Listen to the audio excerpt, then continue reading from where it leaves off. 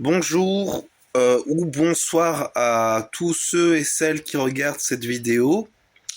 Donc cette vidéo est consacrée à des explications sur la psyché humaine et des conseils pour entretenir une bonne santé mentale. C'est pas évident pour tout le monde, malheureusement, donc je pense que ceci peut aider beaucoup de gens.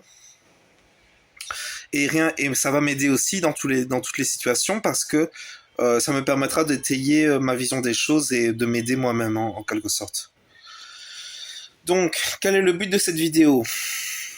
Expliquer les trois structures psychiques, c'est-à-dire la structure non symbolisante psychotique, la structure symbolisante névrotique et la structure symbolisante, on va dire entre guillemets, blessée, on va dire. Désolé. Mais bon, c'est la structure qu'on appelle parfois la perversion, celle-là. Mais je préfère le terme de narcissisme blessé parce que ça représente plus le fondement le fond, ça représente mieux le fondement de cette psyché-là. Et ensuite des conseils thérapeutiques pour nos thérapies personnelles. Car au final, traverser la Terre sans faire un peu de thérapeutique, c'est quasiment impossible, malheureusement. Voilà. Donc l'introduction est faite, je vais expliquer les trois structures de la psyché. Alors je l'ai déjà expliqué sur la chaîne, mais j'aime bien le réexpliquer, donc je vais le réexpliquer. Alors, selon la théorie et les hypothèses d'une psychologue clinicienne qu'on appelle Virginie Kibours, eh ben, il y aurait trois structures de la psyché humaine. La structure non symbolisante, c'est-à-dire une structure dans laquelle l'individu n'a pas accès à la dimension symbolique des mots, on va dire, du langage. La structure névrotique, ou névrosée, dans laquelle l'individu a accès à la dimension symbolique du langage et où il a un surmoi fonctionnel. On peut noter d'ailleurs qu'actuellement, même s'il y a encore des genres de névrosés un peu partout, les surmois sont moins puissants, malheureusement. C'est l'existence de la méchanceté, en quelque sorte. Les surmois sont moins puissants qu'avant, malheureusement. Heureusement, ils existent encore. Ensuite, il y a la structure que Virginie Kibours appelle la structure verte. Donc le bleu pour la névrotique, le rose pour la psychotique et le vert pour la transgressive, malheureusement. C'est un terme qu'elle utilise aussi pour désigner cette structure-là, qui est un terme... pourquoi transgressive? Je vais d'abord aborder ce sujet-là parce que pour moi, l'enjeu, il est surtout de parler des structures transgressives. Parce que c'est ceux qui ont le plus besoin d'une thérapie au final. Enfin, toutes les structures ont besoin d'une thérapie, mais bon, j'ai le sentiment, moi personnellement, mon cœur vibre plus pour les structures transgressives parce que j'ai eu une expérience de vie très similaire à la leur. Donc, ça fait partie de mes besoins psychologiques. Donc, je vais d'abord aborder cette structure-là. Lors de la naissance, l'individu naît soit avec une structure symbolisante, on va aborder après ce qu'est la dimension symbolique, soit avec une structure non symbolisante. La structure symbolisante, c'est la base, c'est ce qui est normal et sain dans la psyché humaine. C'est cette dimension dans laquelle l'individu a une psyché qui crée du sens et des connexions entre les choses, qui ordonne, qui donne de la lumière, c'est la structure la plus logique en quelque sorte. C'est vraiment la dimension de la logique, du surmoi aussi. C'est cette capacité à connecter les choses les unes aux autres pour en quelque sorte créer un tout cohérent de manière de fonctionner en société principalement.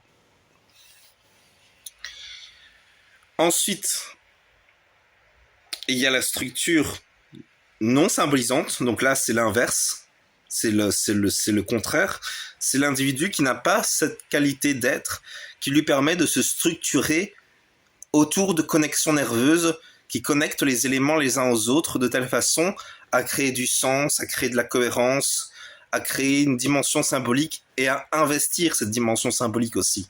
Très important. C'est peut-être l'une des grandes... Peut-être aussi que je lance cette hypothèse-là au passage. Peut-être que les psychotiques ne sont pas des psychotiques, mais simplement des gens qui n'investissent pas le symbole aussi. On ne sait pas. Il y a une dimension quand même de l'ordre du... comment dire, de l'ordre du manque de connaissances sur ce sujet-là. Car au final, on voit quand même qu'au final, les individus psychotiques finissent quand même par un peu symboliser, mais c'est pas un symbole aussi complexe que celui des névrotisants et des transgressifs quand même. Donc ça, c'est la base, c'est le bagage avec lequel on est sur la Terre. Ensuite, vient plusieurs expériences qui vont venir influencer la structure. Pour la structure symbolisante, il y aura 2 chemins possibles, 2 grands chemins qu'ils ont fait eux-mêmes de plusieurs chemins. Il y a la structure névrotique, dans laquelle l'individu aura pu se structurer avec un investissement dans ce qu'on appelle la loi symbolique, c'est-à-dire cette dimension dans laquelle on investit des mœurs les uns pour les autres, autant pour soi que pour les autres, plus pour soi que pour les autres, mais quand même au final ça va dans les 2 sens. Soit l'individu n'aura pas pu investir cette dimension symbolique de la loi, et dans ce cas-là, ça va être la perversion ou la transgression. La plupart du temps, il y a plusieurs choses qui font de la structure transgressive, en sachant que la structure verte, donc, en sachant que cette structure-là, elle est complexe à aborder, parce qu'il ne s'agit pas réellement d'une structure à proprement parler. Il s'agit plutôt de la structure symbolisante qui a été blessée dans son fonctionnement de base. C'est plus ça, là, cette structure-là. Donc, vous voyez, c'est plus une structure symbolisante qui est malade, qui a besoin de guérison. Donc, la structure symbolisante qui a donc été blessée, elle va donc s'exprimer par plusieurs critères. Soit ça va être de la transgression, parce que l'individu n'aura pas pu vivre de telle façon à étayer, à investir la loi naturelle.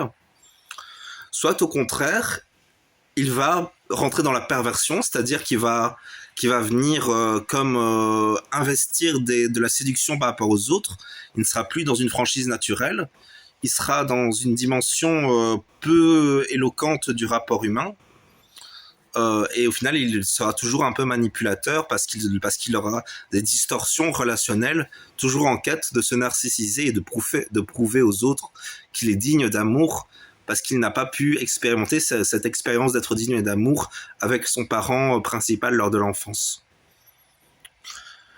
Ensuite, il y a la structure psychotique dans laquelle l'individu essentiellement manque de structure, manque de connexion réelle, manque de symbole. C'est essentiellement une structure du négatif, hein, la structure non symbolisante. C'est une structure dans laquelle il manque quelque chose, et en quelque sorte, l'individu va passer sa vie à chercher ce manque sans jamais le trouver. Ce qui n'empêche pas qu'il y ait un certain degré de surmoi, qui est toujours branque-ballant, parce que l'individu va devoir constamment réétayer la loi, et ce sera pas évident, surtout que l'individu n'aura pas cette capacité pleine à dire quelque chose qui fera sens pour les gens autour de lui. Donc vous voyez, il y a cette dimension de réussir à produire quelque chose qui a du sens avec les gens autour de soi. Et les individus psychotiques, ce sont des gens qui ont cette difficulté de produire du sens pour eux-mêmes et pour les gens autour d'eux. C'est très complexe pour eux. Et pour certains, c'est limite impossible, tellement ils ont une lacune, on va dire, un manque. Et donc voilà, pour les 3 structures. Et maintenant, j'en arrive au conseil thérapeutique. J'ai l'impression que j'aurais pu développer, mais je vous avais déjà les bases là, donc c'est assez, je pense, pour donner des critères de discernement je ne sais plus quel terme, de diagnostic. En général, les structures symboliques, névrosées, c'est des structures qui cherchent toujours le sens, c'est des structures qui sont toujours connectées à leurs désirs, c'est des structures généreuses, c'est des structures gentilles, c'est des structures qui ne se plaignent pas beaucoup, c'est des personnes authentiquement gentilles. La structure transgressive, c'est une structure manipulatrice, pas forcément dans le mal, mais plutôt dans une dimension de de s'exprimer, de parler, dans le but de créer des émotions chez les gens autour de soi. Vous voyez, il y a cette quête de se prouver que l'individu prouve aux autres qu'il est digne et qu'il veut, alors qu'au final, parce qu'il n'aura pas reçu ça de ses parents pendant sa première enfance. Ce qui n'empêche pas, bien évidemment, que ces individus ont des troubles majeurs. Ils ont des troubles majeurs qui est de l'ordre des distorsions relationnelles et distorsions par rapport à la loi. Ils peuvent avoir des manques de contrôle envers eux-mêmes parce qu'ils ont des traumas primaires, donc ils n'ont pas cette capacité de pleine maîtrise. Et enfin, il y a les psychotiques qui, eux, ont plusieurs caractéristiques, mais toujours des comment dire. Mais au final, ce qui est commun à toutes les structures psychotiques, c'est le manque du symbole. Alors moi, je suis un psychotique, mais j'ai quand même des traits un peu névrotisants et un peu transgressifs. Bien évidemment, on est quand même toujours plus relié à l'une des trois structures, mais bien évidemment, nous sommes tous humains, nous avons tous ces trois pôles en nous. Simplement, les individus de structure rose, ce sont des gens qui manquent de symboles, même s'il y a une part d'eux qui connaît ce symbole. Parce que oui, Virginie Kibburtz a catégorisé les choses en disant que chacun était dans sa structure et qu'on ne pouvait pas en changer. Sur le plan strict, c'est vrai. Sur le plan subtil, on a quand même tous des trois structures au final. Et tous les individus peuvent plus ou moins apprendre des trois structures pour se développer.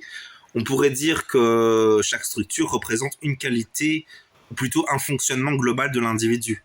Et au final, on aurait une psyché, un cerveau qui ferait qu'on ne suivrait que l'un des trois fonctionnements majeurs, qui aurait chacun ses qualités et ses faiblesses. La structure rose étant quand même au final la plus faible, parce que c'est celle qui handicape le plus le rapport aux autres et le fonctionnement social. La structure verte étant aussi une structure de manque, parce que l'individu n'a pas les pleines qualités pour vivre avec les autres, et il y a souvent comme un manque d'affect chez les individus de la structure verte, c'est-à-dire qu'ils n'ont pas cette capacité à pleinement investir le rapport aux autres, parce qu'ils sont comme désaffectés, c'est-à-dire qu'il y a un manque d'affect, il y a un manque de capacité à vivre des émotions pour soi et pour les autres. C'est ça qui caractérise aussi fortement la structure verte. Pas tous, mais une bonne partie d'entre eux. Donc on pourrait dire que la guérison se situe avant tout dans un rapport entre structure verte et autres structures vertes, parce qu'il vaut mieux côtoyer des gens du même milieu psychologique que le sien, parce qu'au final on est mieux compris par les gens du même milieu psychologique. Très triste, hein, mais c'est vrai. C'est vrai. Après, moi j'ai tendance à dire qu'on devrait tous avoir un bon névrosé autour de soi, ou une bonne névrosée, parce qu'il y a pas lieu de le nier, hein. C'est les névrosés qui sont ceux qui sont pleinement sains d'esprit, on va dire. C'est quand même les névrosés qui sont sains d'esprit, donc faut pas se leurrer que c'est eux qui ont raison au final. Ensuite, donc quels sont les conseils thérapeutiques ? Pour un névrosé ou une névrosée, le conseil majeur va être de chercher ce qui fait sens pour soi, car au final, c'est dans le sens que l'individu trouvera son chemin. Il doit se connecter à son désir profond et réussir à cheminer pour accomplir ce désir. Et peut-être aussi trouver le sens dans diverses choses que la vie lui demandera. Pour une structure transgressive, là, il y a un travail majeur à faire, qui est de réinvestir la loi, c'est-à-dire réussir à voir dans la loi naturelle des rapports humains quelque chose qui leur permet de se structurer et de vivre en société, réussir à retourner à une forme d'authenticité pour développer petit à petit des nouvelles émotions et des nouveaux sentiments qui seront la voie de la guérison, quelque part. Car quelque part, c'est pour ça que je vibre plus avec les transgressifs, on va dire, les verts, parce que quelque part, il y a cette dimension chez eux que c'est eux qui ont la vie émotionnelle la plus difficile quand même, faut pas se leurrer. C'est eux qui ont la vie émotionnelle la plus difficile, donc c'est quand même eux qui sont à aider en premier. Et pour s'aider, ils ont besoin avant tout de ne pas culpabiliser pour leurs actes, ça c'est majeur. Aucune structure ne devrait culpabiliser. Mais ils ont besoin d'étayer la loi, ils ont besoin de réinvestir la loi, ils ont besoin de reconnaître qu'il y a des rapports humains qui impliquent des fonctionnements d'une certaine façon ou d'une autre. Ce qui n'est pas toujours évident, bien sûr. On a le droit d'avoir nos problématiques personnelles, mais globalement, c'est important quand même de fonctionner avec une forme de cohérence sociale qui peut être relative, bien évidemment. On n'est pas obligé d'obéir à 100% aux mœurs sociales. Là, c'est le côté un peu rebelle psychotique en moi qui parle. Mais on va dire qu'il faut le faire avec tact, on va dire, avec tact. Ce qui n'est pas toujours évident non plus. Ensuite, pour les symbolisants verts, il y a un besoin de réinvestir la loi. Il y a un besoin de reconnecter au réel, c'est-à-dire de voir et d'analyser ces expériences du passé avec une neutralité objective.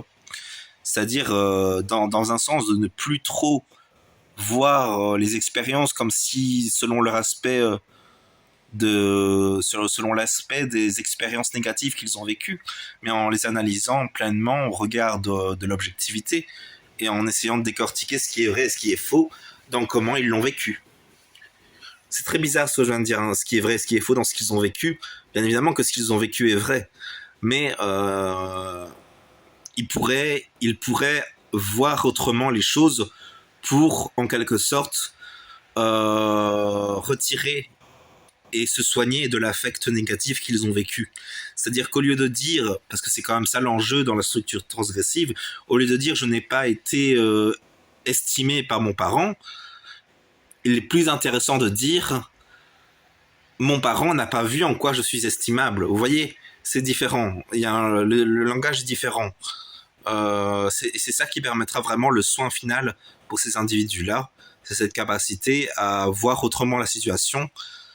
Et après, il faut savoir que la plupart du temps, c'est des gens très ancrés dans le réel aussi. Mais Virginie Kibours dit même dans son livre que ce sont les grands lucides. Oui et non. Oui et non. Ils ont quand même aussi besoin d'un certain niveau de récit, d'un certain niveau de vie sociale. Donc il y a quand même une part d'eux qui rentre dans le registre, on va dire, de l'histoire symbolique. De la grande histoire symbolique de l'humanité. Ensuite vient les psychotiques. Les psychotiques, le travail est essentiellement dans une capacité à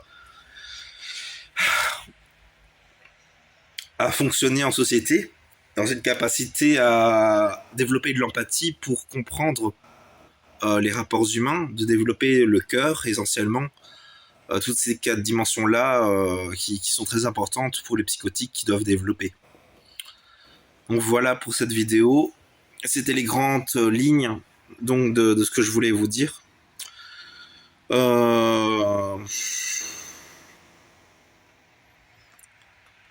Comment guérir de nos traumatismes et pleinement réinvestir le rapport humain. C'est le grand sujet aussi actuel, parce que quand on y pense, on a tous, particulièrement en Europe quand même, mais on a tous quand même vécu la transition vers l'ère du Verseau comme un arrachement au sens passé, au sens du passé. Et au final, un nouveau sens est arrivé, plutôt une nouvelle réalité est arrivée, et on n'a pas encore créé de sens autour de cette réalité. Donc ça va probablement se faire aux environs 2045-2050, mais on peut déjà travailler actuellement pour travailler sur ce qui fait sens et ce qui fait pas sens. Je sais que c'est pas évident, mais on va dire ce qui fait sens globalement dans l'humanité et pour l'humanité, c'est quand même de s'entraider les uns les autres, c'est quand même d'être à l'écoute les uns les autres, et c'est aussi de réussir à donner du discours qui donne une dimension relationnelle entre les individus.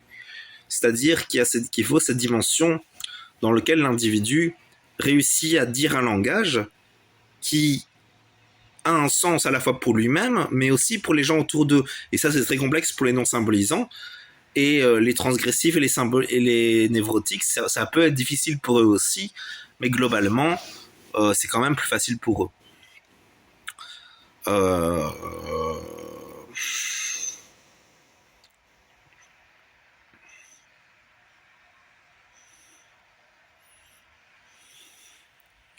Aussi, lors de la guérison de la structure verte, très important de rester connecté à la loi. C'est très complexe pour un transgressif de rester connecté à la loi, parce que la loi n'a pas été vécue comme garantissant le bien-être intérieur, malheureusement, chez ces individus-là.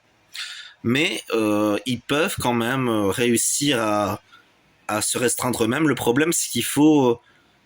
c'est complexe. Hein. Au final, j'ai tendance à penser qu'on ne se comprend les uns les autres qu'au sein de notre propre structure. Et après, faut pas se leurrer, on se comprend un peu les uns les autres aussi. Mais globalement, le monde psychique, nous ne partageons au final qu'un seul monde psychique avec les gens autour de nous. C'est un peu contradictoire avec ce que j'ai dit tout à l'heure, mais on va dire que la majorité de notre psyché est polarisée sur l'une des trois structures.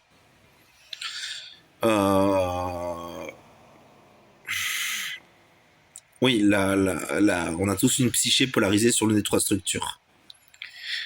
En sachant qu'au final, dans les rapports humains, on ne dit pas toujours des choses qui ont du sens, bien évidemment. Parce qu'au final, on est comme ça dans la vie, on évolue, on dit des choses, on s'exprime, on parle, on échange. Voilà, c'est la vie, quoi. Mais au final, c'est quand même la dimension symbolique des choses qui permet le vrai ordre collectif. Et non pas une loi totalitaire ou une dictature de sa propre mœurs et de ses propres croyances. Donc oui, il faudra vraiment réussir à vivre ensemble sans passer par des lois dictatoriales de l'État, sans passer par le fait d'imposer ses croyances, en essayant de parler avec le cœur pour les gens autour de soi. C'est très important. Et de communiquer des réalités qui parlent à tout le monde. C'est-à-dire qu'au final, la solidarité, pourquoi être solidaire? Pour que les autres soient solidaires avec soi. Pourquoi s'exprimer et essayer d'aider les autres? Parce que c'est le rapport humain, quoi. C'est nécessaire pour pouvoir entretenir des bons rapports humains entre nous. Bien évidemment, nous avons perdu cette qualité de rapports humains les uns avec les autres de par les expériences passées que nous venons de vivre sur la Terre.